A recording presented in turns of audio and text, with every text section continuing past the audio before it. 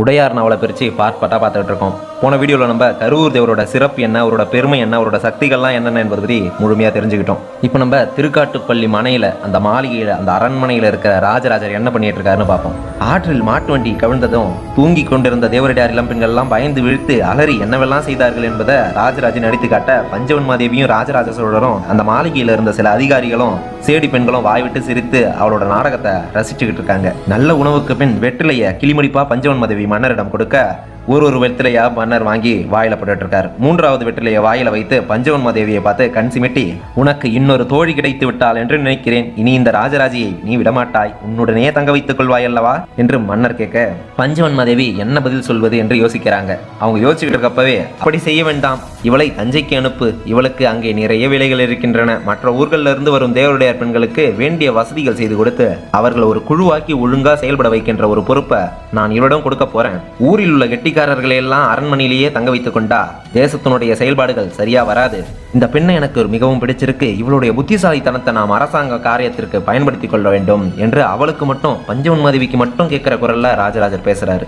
மன்னர் வெற்றிலைய வாயில் அதக்கி கொண்டு வேறு ஏதோ சொல்ல முற்படுற போது பளிச்சென்று வெற்றிலை சாறு மூக்குக்கு எகிருது. மூக்குக்கு காரமான சாறு ஏறின வேகத்துல வாயில் இருந்த அந்த வெற்றிலை சக்கை பளிச்சென்று வெளியில விழுது. மன்னர் எழுந்து நின்று லேசா தள்ளாறாரு. பஞ்சவன்மாதேவி தாவி பிடித்துக் கொள்ள உறுதியா நிற்கிறார். ராஜராஜருக்கு வயிறு இறைச்சல் எடுது. இப்போது காரம் இறைப்பைக்கு போகுது. ஏதோ சங்கடம் செய்து மூக்கு எரிந்து கண்கள்ல இருந்து நீர் பொங்குது. காதுகள்ல பெரிய இறை கூச்சல் கேட்குது. சட்டென்று உடம்புக்குள்ள மிகப்பெரிய மாறுதல் நடப்பதை உடையார் ராஜராஜ தேவர் உணர்றாரு. வயிற்றுக்குள்ள போன சாறு இறைப்பையில தங்கி இருந்த உணவை கிளறி எகிர வைக்குது. மன்னர் வேகமா பின்பக்கம் நகர்ந்து தூணை பிடிச்சு கொண்டு தூணுக்கு ஓரமா இருக்கிற செடிகளுக்கிட்ட வந்து நிக்கிறாரு. மன்னர் உண்ட உணவை வாயில எடுக்க போறார் என்று தெரிந்து விட்டது. நீர் சொம்புக்கு ஒருவரும், முகம் துடைக்க துணிக்கு ஒருவரும், உட்காருவதற்கு ஆசனத்திற்கு ஒருவரும், வைத்தியருக்கு ஒருவருமா ஓடுறாங்க. பெண்கள் ஓடுவதை பார்த்த வாசல்ல இருந்த மெய்க்காவல் படையினர் பரபரப்பாவறாங்க.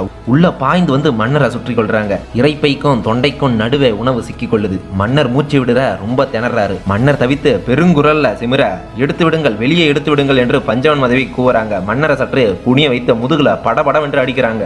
மெய்க்காவல் படையினர் என்ன செய்வது என்று தெரியாம பஞ்சவன்மாதேவி அப்படி அடிப்பதை தடுக்க முயற்சி செய்கிற போது ராஜராஜர் கை உயர்த்தி அந்த மெய்க்காவல் படை முன்னேறுவதை தடுக்கிறாரு. ராஜராஜரோட முதுகுல பஞ்சவன்மாதேவி வேகமா படபடவென்று தட்டியதால இறைப்பையில மீதம் இருந்த காற்று எழும்பி தள்ளி கொண்டு தொண்டை வரை வந்து காரத்தை கக்குது. மன்னர் முகம் சுளிக்கிறார், தவிக்கிறார். முழு பலத்தோட தொண்டைக்குள் ஏறிய உணவை செருமி வெளியே துப்புறாரு. மீதம் இருக்கின்ற உணவு வகைகளும் பின்னாலேயே வேகமா வெளியேறுது. மன்னரோட காதுகளை பஞ்சவன்மாதேவி அழித்து பிடித்துக் கொள்ள மற்ற பெண்கள் முதுகு நீவ நீர் சொம்போடு ஒரு பெண் தயாராக இருக்க ஒரு 1/4 மணி நேரத்துல மன்னர் நார்மலா ஆசுவாசம் அடைந்தார். அந்த மாளிகையின் கூட்டத்திற்கே திரும்பி வந்து கட்டில சாய்ந்து அமர்ந்துகிறாரு.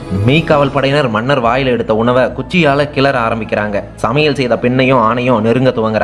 அரசியாரை தவிர வேறு எந்த பெண்களும் இங்கு இருக்க வேண்டிய அவசியம் இல்லை என்று கூச்சல் போடுறாங்க. எல்லோரையும் கூட்டத்துக்கு அப்பால் உள்ள ஒரு அறையில நிற்க வைக்கிறாங்க. மன்னரால எதையும் தடுக்க முடியல, எதையுமே பேச முடியல. மௌனமா தனக்குள் என்ன நடந்து கொண்டு இருக்கிறது என்று யோசிக்கிறார். ஏன் இப்படி ஆயிற்று? உடலில் ஏதேனும் தவறா? உங்கள் உடம்பில் ஏதேனும் சிரமமா? பஞ்சவன்மாதேவி கிட்டத்தட்ட மன்னரை தழுவி கொண்ட நிலையில ஒரு ஆதரவோடு கேட்கிறாங்க. மன்னர் இல்லை என்று தலையசைக்கிறார். உள்ளே ஏதோ ஒரு கட்டளை வந்து விட்டது. உள்ளுக்குள் ஒரு செய்தி தோன்றியது. வரும் 3 நாட்களும் வெறும் நீர் மட்டும்தான் அருந்தி உபவாசம் இருக்க சொல்லி உத்தரவு வந்தது.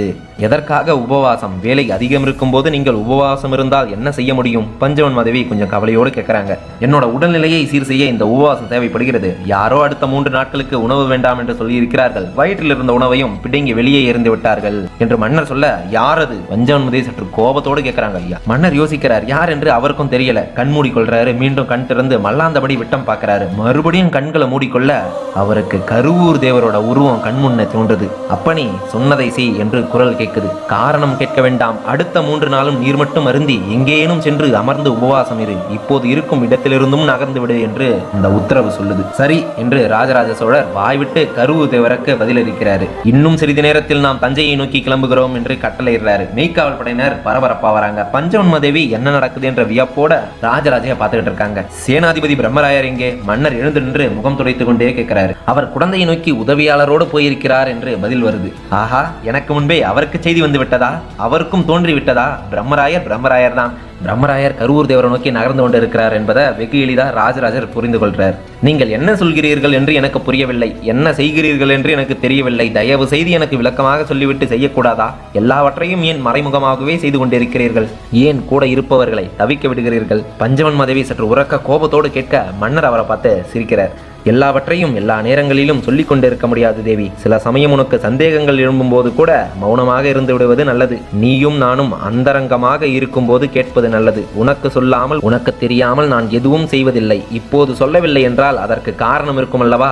ஏன் புரிந்து கொள்ள மறுக்கிறாய்? உனக்கு அவசரம், திடீரென்று சந்தேகம் வேறு ஏற்படுகிறது. அந்த அவசர போக்கை தயவு செய்து குறைத்துக்கொள். என் பொருட்டு எதற்காகவும் பதட்டமடையாதே. மற்ற விஷயங்களில் திறமையாகவும் நிதானமாகவும் இருக்கின்ற நீ எனக்கு ஏதேனும் குறை என்று கண்டுவிட்டால், எனக்கு ஏதேனும் பிரச்சனை என்று தெரிந்துவிட்டால் கடும் பதட்டத்துக்கு ஆளாகிறாய். இது உனக்கும் உதவாது, எனக்கும் உதவாது. தயவு செய்து புரிந்து கொள். ராஜராஜரோட இந்த பேச்சு ஒரு கட்டளை போல சற்று கடுமையா இருக்க பஞ்சவன் மாதவி திகைத்து அவரையே பார்த்துட்டு இருக்காங்க. வெட்கமாவறாங்க, சோகம் அடைகிறாங்க. சரி என்று தலையசைக்கிறாங்க. அவர் கண்கள்ல நீர் தேங்குது. வழக்கமா பஞ்சவன் மாதேவியை உடனடியா சமாதானம் செய்யும் மன்னர் எதுவுமே சொல்லாம நகர்ந்து வேறு அறைக்கு போய் அங்குள்ள வரைபடங்களை எடுத்து அடுக்குவதற்கு ஆட்களுக்கு கட்டளையிடுறாரு. வரைபடங்கள் பெட்டியில போட்டு மூடப்பட்டவுடன் மன்னர் சட்டென்று திரும்பி, எங்கே அந்த பெண் ராஜராஜி என்று உரக்க கேட்கிறாரு. மெய்காவலர்கள் பரபரத்தார்கள். ராஜராஜையை மன்னருக்கு எதிரே கொண்டு வந்து நிறுத்துறாங்க.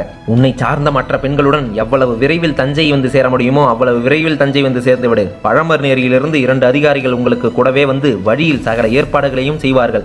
இன்னும் 2 ஆறுகள் தாண்ட வேண்டி இருப்பதால் இந்த வரைபடங்களை நான் எடுத்து போகிறேன். கவனமாக தஞ்சை வந்து சேர் என்று கட்டளையிட்டு ராஜராஜர் அறையை விட்டு வெளியேறி வாசலுக்கு போறார். மெய்காவல் படையினர் அவரை சூழ்ந்து கொண்டு வணக்கம் சொல்றாங்க. அவர் தோட்டத்தில் இறங்க பழமர்நேரி அதிகாரிகள் வந்து கை கூப்புறாங்க. மடமடவென்று பலருக்கும் பல உத்தரவுகளை ராஜராஜர் பிறப்பிக்கிறார். மன்னர் எத்தனை வெற்றிலை சாப்பிட்டார்? சேடி பெண்களை மெய்காவல் படையினர் கேட்க 3வது வெற்றிலை சாப்பிடுகிற போது எகிரிவிட்டது. இது முதல் வெற்றிலை, இது 2ஆம் வெற்றிலை. ஒரு சேடி பெண் சொல்றா. அரைத்து மெல்லப்பட்ட வெற்றிலையின் சக்கைய குச்சியால புரட்டுறாங்க. கருப்பு நிறத்துல ஒரு சிறிய வேர்க்கடலை வடிவத்துல பல்லால் அரைக்கப்படாத ஒரு பொருள் இருக்கு. ஒரு மெய்காவல் வீரன் அதை வாழை இலையில மடித்து தன்னோட இடுப்புல வச்சு கொள்றான். அந்த இடத்தை தண்ணீர் ஊற்றி கழுவ சொல்றாங்க. மெய்காவல் படையினர் மன்னர் வாயில் எடுத்ததை சாதாரணமா எடுத்துக்கொள்ளல. என்னவென்று தெரியாமல் ஓய மாட்டோம் என்பது போல கடுகடுப்பா இருக்கிறாங்க. அடுத்த 3 நாள் உபவாசம் என்று மன்னர் சொல்லி இருக்கிறார். அப்படியானால் அவரை பார்க்க எவருக்கும் அனுமதி இல்லை என்று சொல்லிவிடு. அரசர் வற்புறுத்தினால் ஒழிய எவரையும் உள்ளே அனுப்புவதற்கில்லை. பஞ்சவன் மாதேவி மட்டும் இதற்கு விலக்கு என்று உத்தரவிடுறாங்க மெய்காவல் படையினர். மன்னர் குதிரை ஏற வேண்டாம், தேரில் ஏறிக்கொள்ளட்டும், தேரை ஆயத்தப்படுத்து என்று இன்னொரு கட்டளையும் பிறப்பிக்கிறாங்க. பழமர்நேரி அதிகாரியிடம் பேசிவிட்டு திரும்பிய போது மன்னருக்கு அருகே தேர் வந்து நிற்கின்றது.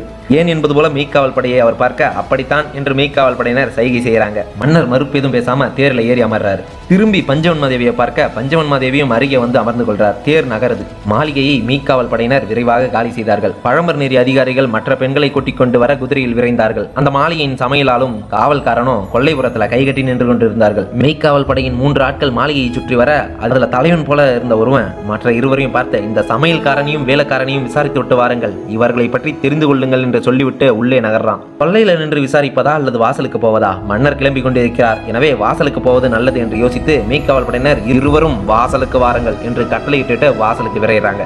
சமையல்காரன் முன்னே நகர்றான். சமையல்காரனுக்கு உதவியா இருந்த வேலைக்காரன் இடுப்புல இருந்த சிறிய பெட்டியை எடுத்து அதுல இருந்த வஸ்துவை புதர் மறைவுல கொட்டுறான். கருப்பா வேர்க்கடலை அளவுக்கு சில உருண்டைகள் அதுல இருக்கு. அந்த உருண்டைகள் செடிகளின் வேர்ல விழுது. அந்த வேலைக்காரன் செடிகளை வேடிக்கை பார்க்கறான். இன்னும் 2 நாளில் இந்த செடிகள் முற்றிலும் கருகிவிடும் என்று அவனுக்கு நன்கு தெரியும். இவன் தான் மன்னர் சாப்பிட்ட உணவுல இந்த வேர்க்கடலை வடிவத்துல இருக்கிற வஸ்துவை போட்டிருக்கான். வாசல்ல தேர் நகர மன்னரோட மெய்க்கியத்தை சொல்லப்படுது. முன்னும் பின்னும் மெய்காவல் வீரர்கள் புடை சூழ மற்ற பெண்கள் வேறு தேர்கள்ல ஏறிக்கொள்ள சற்று விரைவாக அந்த படை தஞ்சையை நோக்கி பயணப்படுது. மெய்காவல் படை தலைவனை அருகே அழைத்து ராஜராஜர் அவன் தோல்ல கை வைத்து, சேனாதிபதி பிரம்மராயருக்கு நான் தஞ்சைக்கு நகர்ந்து விட்டதாய் செய்தி தெரிவியுங்கள். விரைவாய், மிக விரைவாய் அவரை நோக்கி ஆள் அனுப்பி வையுங்கள் என்று அரசர் உத்தரவிட, அப்படியே செய்கிறேன் அரசே. மெய்காவல் படை தலைவன் தலை வணங்கி குதிரையை நகர்த்தி கொண்டு யாருக்கோ கட்டளையிட்டான். ஒரு குதிரை வீரன் நகர்ந்து குடந்தையை நோக்கி தலை திரிக்க பறப்பத மன்னரும் பஞ்சவன் மாதேவியும் பார்க்கறாங்க. பிரம்மராயர் எதற்கு இப்போது குடந்தைக்கு போயிருக்கிறார்? பஞ்சவன் மாதேவி மன்னரை கேட்கறாங்க.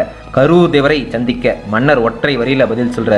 நம்மிடம் சொல்லவே இல்லையே. அவசியமில்லை. அவசரம் எனும் போது சில சமயம் அவர் என் உத்தரவை எதிர்பார்க்காது தனிச்சையாக செயல்படலாம். கரூர் தேவரை அப்படி அவசரமாக பார்க்கும்படி என்ன நேர்ந்தது? பஞ்சவன் மாதேவி கேள்வி கேட்கிறாங்க. ஏன்னா ராஜேந்திரர் கரூர் தேவரை சந்திக்க சொன்னது பிரம்மராயருக்கு தெரிஞ்சு விட்டதா என்று பஞ்சவன் தேவர் சந்தேகத்தோடயே கேட்கறாங்க. ஆனா ராஜராஜர் பஞ்சவன் மாதேவி கேட்ட கேள்விக்கு பதில் சொல்லல. மறுபடியும் பஞ்சவன் மாதேவி அதே கேள்வியை கேட்கும் போது அரசர் பதில் பேசவே இல்லை. கேள்விக்கு பதில் சொல்லாத கணவர்களை பெண்களுக்கு பிடிக்காது. பஞ்சவன் மாதேவி முகம் திருப்பிக் கொள்றாங்க. தான் எத்தனை கெட்டிக்காரர் என்று நினைத்துக் கொண்டிருந்தாலும் இந்த அரசியல் விஷயங்கள்ல முழுமையா ஆளுமை தனக்கு வரவில்லையே என்று வருத்தப்படுறாங்க. எப்படி வரவழைப்பது என்றும் யோசிக்க தொடங்குறாங்க. சட்டென்று பிரம்மராயர் நகர்ந்ததுதான் இந்த குழப்பங்களுக்கெல்லாம் காரணமா என்று சிந்திக்கிறாங்க பஞ்சவன் மாதேவி. மன்னரிடம் கூட சொல்லாமல் பிரம்மராயர் குடந்தையை நோக்கி போக வேண்டிய அவசியம் என்ன? இந்த பிரம்மராயரை சோழ தேசத்தில் எவருமே கட்டுப்படுத்த இயலாதா? யாருமே அவரை அறிய முடியாதா? மன்னர் கூட பிரம்மராயர் விஷயத்தில் ஏன் இவ்வளவு மெத்தனமாக இருக்கிறார் என்று புரியவில்லை. பிரம்மராயர் என்னென்ன செய்கிறார் என்று பார்ப்பதற்கு ஒரு ஒற்றனை நியமித்தே ஆக வேண்டும் என்று பஞ்சவன் மாதேவி முடிவு செய்கிறாங்க. பயணம் தொடர்ந்து நடந்துகிட்டு இருக்கு.